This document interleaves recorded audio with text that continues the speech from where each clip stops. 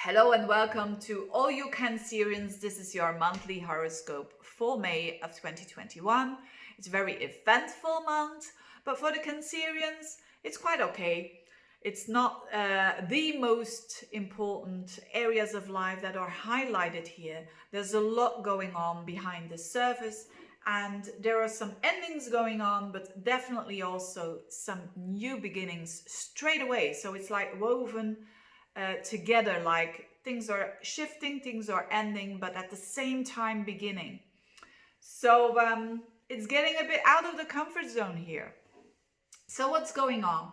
Now there are eclipses going on, Mercury retrograde at the end of the month, Mars is in your sign already from April, the end of April that is, Jupiter in a new sign. Lots of happening, but let's break it down into some really important chunks there so that you can understand what's going on. Now the most important thing is the eclipse on the 26th. There is an eclipse at 5 degrees of Sagittarius, and it belongs to the Saros family North 5 North, which all has to do with visionary, being a visionary, knowing things in advance, and because of that, you're already acting upon it. So that is key here with this eclipse. This eclipse is not something that you feel bang on the 26th of the month. No, you probably feel it already now, even when you're watching this at the end of April, or the beginning, or the midst of April. But because this is energy that takes a long time. And what kind of area of life is this for the Cancerians? Because a total lunar eclipse is about things that become very, very clear. And it has to do with endings and new beginnings. It has to do with shifting of your energy and of your focus. And for you, it's happening in your 6th house, which is the house of your day-to-day routines. So for a lot of you, this could be work. Others, it could be your health. So anything that has to do with what you do on a daily basis. So for a lot of people, that's work. And there is the moon with the south node there. So there is a shift in understanding, a shift in paradigm, a letting go of going towards where the north node is, in the opposite house, the 12th house of Gemini. And where the 12th house is the house of relaxation, it's the house of peace, it's the house of reloading the batteries. You could say it's the house where we get new and fresh energy. And so for a lot of you Cancerians, this will have to do with, I've been talking about this for a long time, this is not new. So this is not only for this month that you will feel this. You will have time for this. You have time the whole year to make this happen. But there are a lot of changes in Cancerians' lives when it comes to work, when it comes to what is no longer suiting them, what is no longer authentic for them. But the sign of Cancer is known for their, when you have some planets in the sign of Cancer, you kind of go for the comfort. Of course, you're not just Cancer in your horoscope, but the sign of Cancer doesn't want to change very often. It kind of wants to stay in the comfort zone. The downside of that is that when the comfort zone is actually not too healthy anymore for you, not good for you anymore, not good from the things that you want to do from the heart, it's going to feel you're going to feel frustrations, and Cancer is a sign that will prefer for a long time in a situation in the comfort zone, even though they know there is some new possibilities on the horizon, but they just they don't want to get out of that comfort zone because of the loss of comfort. So you're going to feel that for sure when it comes to work, when it comes to your health, things can happen there. And certainly around the 26th, there could be an event around your work, or that you say, like, things become very, very clear for you. But now you have the courage to step into your power.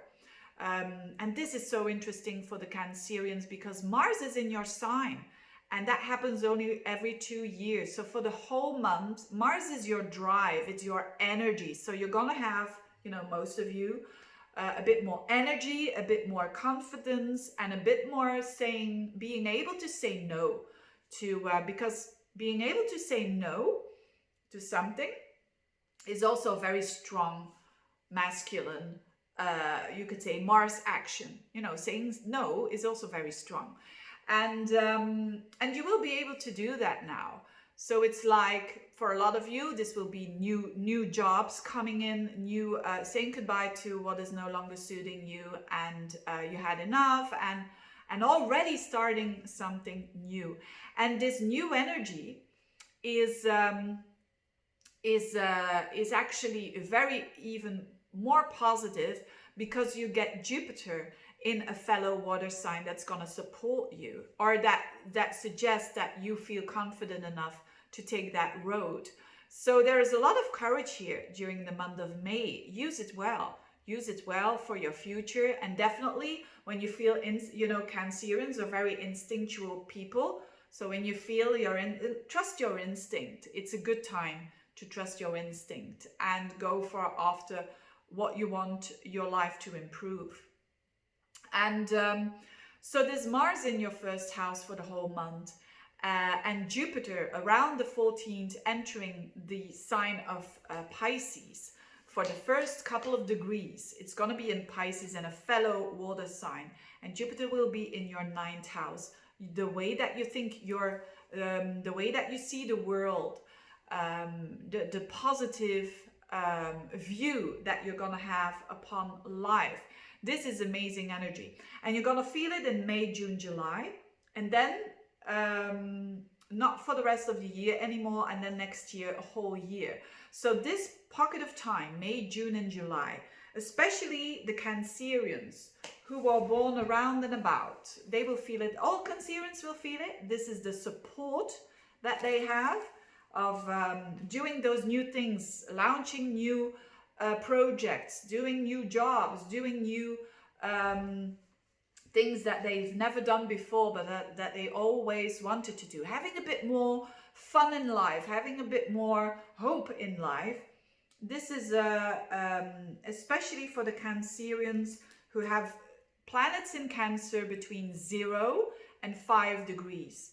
So these are the ones that are born around and about the 22nd up until the 26th of June. So the early born Cancerians will feel it the most, this support. And it can be a promotion out of the blue. It can be an opportunity that is related to foreign people even. So there could be some, you know, a person or a project or anything that has to do with selling and buying, anything that has to do with teaching and learning. It's very expansive energy. It's very good for, you know, Jupiter trining your sun sign is amazing. It's really opportunities when it comes to work. So don't be too blind, or not blind, but don't be too focused on what you're gonna lose. And also see what's in front of you. And that is probably very near to you, but you don't see it yet. You know, be that visionary and act upon that. So what else is going on? There was also, so that's the very positive energy for you, has to do with work and so on.